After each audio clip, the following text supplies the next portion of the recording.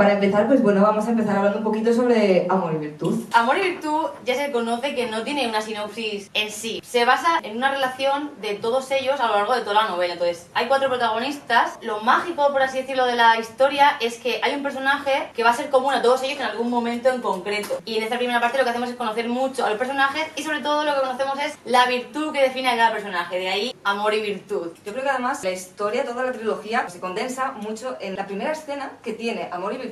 Arabia, sentada en la cocina de su estudio, mirando cómo está durmiendo Jake en el sofá, porque la noche anterior ha discutido con su padre y al final se ha escapado de casa. Eso yo creo que es mucho lo que tiene mucha la esencia de toda la trilogía, ¿no? Es una familia numerosa, son 4 hermanos, una prima pequeña, padre y madre, y aparte que van a la universidad y solamente uno de ellos tiene beca. Es una familia humilde porque además vienen de familias humildes. Esto es muy real porque además hay un montón de familias que son muchos miembros, no tienen tantos recursos. Que te voy a decir una cosa, hay gente que hay veces que dice, jolín, es que no sé por qué es Jake el que se tiene que poner a trabajar. Y dice, bueno, es que los demás, ¿qué pasa? Pues yo cuando era joven o iba al instituto y iba a empezar la universidad, yo era como que no concebía tampoco el hecho de trabajar porque como que a mí me habían puesto en la mente que mi trabajo era estudiar y sacarme la carrera y esa era mi faena. Entonces yo sabía que mis padres iban a sacrificar por mí, pero en ningún momento, o sea, hasta que no vi el punto que dije, mis padres no pueden tirar de aquí, hasta que no llegas a ese punto no te lo planteas. Entonces en su familia en realidad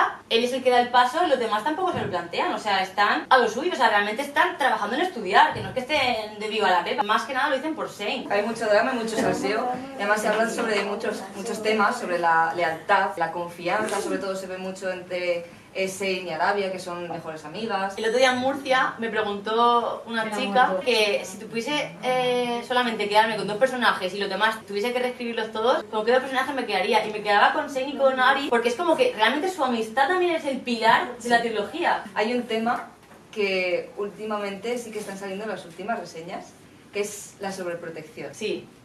Sí que es cierto que Jake es una persona muy sobreprotectora, sobre todo porque son sus hermanos, porque es gente que quiere. Aparte, se critica mucho eso, que Jake sea muy sobreprotector con respecto a Shane, pero no solamente con respecto a Shane, con respecto a Louis también, o sea, es en realidad con respecto a su familia. Tiene que crecer como personaje, o sea, por supuesto que va a cometer errores y que se va a comportar de forma que no se tiene que comportar, pero en ningún momento le van a decir, estás haciendo muy bien, al contrario. En el segundo libro lo que pasa es que, bueno, no hay muchos personajes nuevos en el segundo, pero hay muchísima más interacción entre ellos, o sea, pasan más cosas, hay personajes secundarios como por ejemplo Emma y Louis, que son mucho más importantes en el segundo. Hay más salseo, por supuesto. Mucho más salseo. Porque estamos hablando de que entra en juego Emma, entonces pues, hay más salseo. La reina del salseo. Claro. En esta primera novela hay 4 personajes narradores, como ha dicho ya, en tercera persona. Cada capítulo está narrado desde el punto de vista de uno de ellos, por eso parece que sea primera persona, porque realmente aunque sea tercera persona es muy subjetivo, es todo el tiempo el pensamiento del personaje. Yo fui estableciendo los distintos capítulos de esa forma, sin tener ni idea de que eso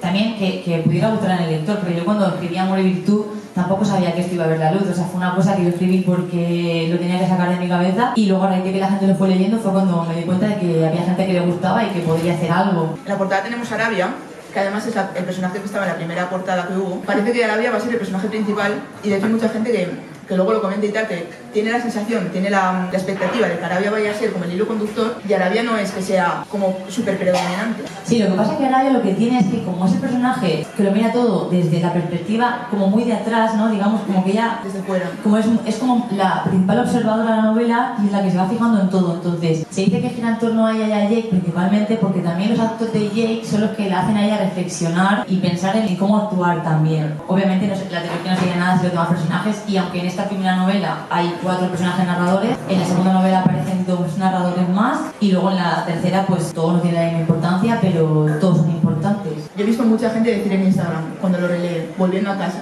Sonia el otro día lo dijo, es que es volver a casa, leerte es volver a casa. Esta novela es la primera que hiciste, la primera que yo te leí hace un montón de años y te he leído cosas que me han gustado más, bueno, de la trilogía, el tercero es para mí el mejor, pero aún así este es como súper especial, es como ese libro que siempre está ahí, ¿sabes? Que siempre te hace sentir ese, no sé, mantita y sofá. Esto está ambientado en Utah, Estados Unidos, en los años 80.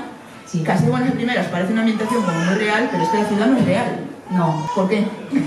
Porque, a ver, yo cuando empecé a la novela sabía que los personajes eran americanos. Eso cuando la gente me pregunta, jolín, ¿pero por qué no es aquí en España? Digo, pues no sé, porque ya en mi cabeza ya se llamaban Jake, Derek, Shane y Luis. O sea, no se llamaban Jaime, David y Susana y Luis, no, tenían esos nombres ya. Aparte porque a mí me gusta mucho el mundo americano, yo sabía que os iba a inventar allí, elegí un estado y me inventé la ciudad, pero obviamente como no había estado allí, fui inventándome la ciudad a medida que escribía, fui inventándome los sitios, los nombres de los lugares, las cafeterías, las bibliotecas. Es que realmente hay muchas cosas. Es muy fuerte cómo está construida la ciudad. O sea, esto es la ciudad de Amor y Virtud. A mí me recuerda leerte un poco, o sea, por el tema de la ciudad, es que está todo pensado y todo súper bien plasmado además.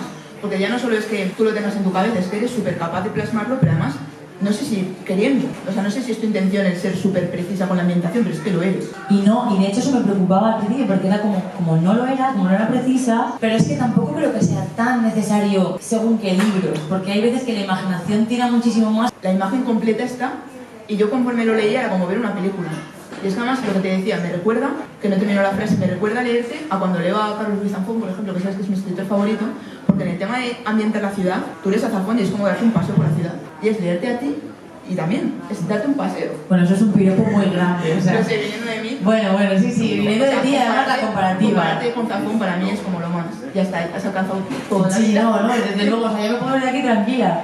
No, pero es verdad, o sea, lo digo súper en serio. Es como darte un paseo por la ciudad, es como acompañar a Jake, a Arabia y a toda esta gente en su día a día. ¿Los años 80? ¿Vas a decir algo de eso? No, pero Vale, pues lo voy a decir yo.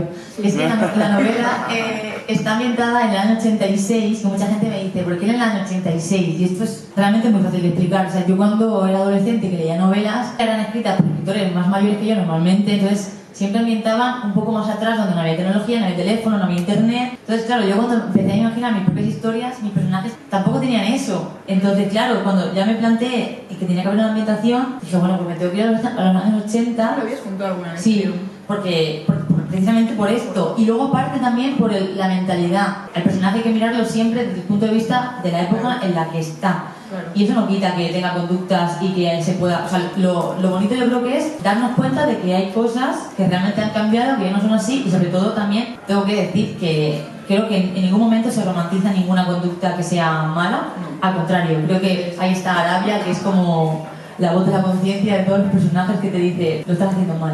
Tú lo que haces precisamente es mostrar esas actitudes, esa ideología de la sociedad que había en los 80, que sigue habiendo, aunque en menor medida, pero yo cuando lo leí, y yo no tenía el pensamiento que tengo ahora tan feminista, lo voy a decir, estamos hablando de feminismo, y aún así yo leía el libro y decía, o sea, me enfadaba con lo que pasaba. Entonces, si tú te enfadas con lo que pasa y tú consigues como autora que la persona que lo lee se entienda que esto está mal, es que lo estás haciendo bien, yo creo.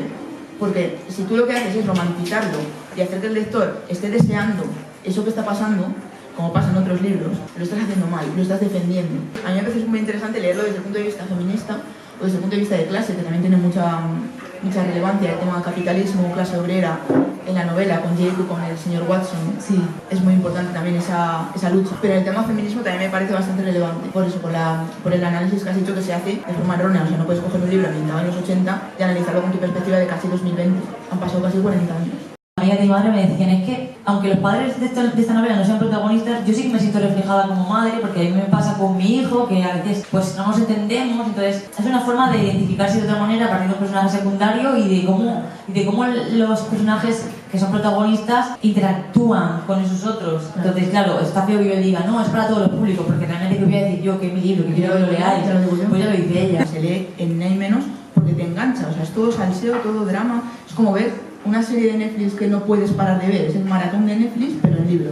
Antes has dicho que tú escribiste los libros, ¿no? Y después hiciste algún añadido que los publicaste. ¿Por qué? Porque no podía dejar de escribir sobre ellos. Sí, porque somos muy pesados en Twitter. No, porque, a ver, realmente había gente que me animaba mucho a escribir porque les había gustado mucho la novela y como que querían saber más. Y yo cuando terminé el libro, bueno, antes de terminar el último libro ya empecé a escribir algunos sucesos jamás contados, en plan de cosas de ellos, pero cuando terminé el libro, que yo al principio pensaba que ya estaba, o sea, cuando ya cerré la trilogía ya pensaba que estaba todo claro, ya había descansado, el personaje ya los había sacado al 100%, pero con el tiempo me di cuenta de que no, de que los personajes realmente me pedían que escribiera más sobre ellos, y entonces en los anexos que hay aquí ahora, que son los sucesos jamás contados, son todos capítulos que van o anterior a la trilogía, es decir, o han sucedido antes de que empiece este libro, o son cosas que han ocurrido a lo largo de la trilogía pero no se ha especificado cómo. Es decir, hay veces que se habla de que pues, pasó esto, pero no se cuenta exactamente cómo pasó.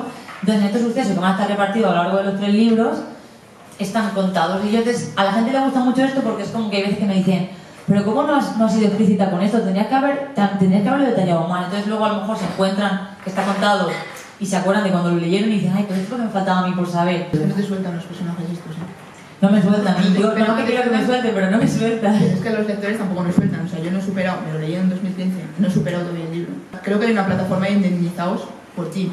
No. Hay una plataforma de afectados por Jake Becker, te mira y te embaraza, que la creó Arantxa Gómez, pero esa es la única plataforma que hay hasta el momento. Pues yo voy a crear una para que, no sé, para tener atención médica, porque en serio es que no superas los personajes. Ya no los personajes, sino lo que pasa, porque quieres seguir sabiendo. Sí, bueno, voy a decir una cosa, ¿vale? Un detalle para la gente que lea el primer libro y quiera seguir.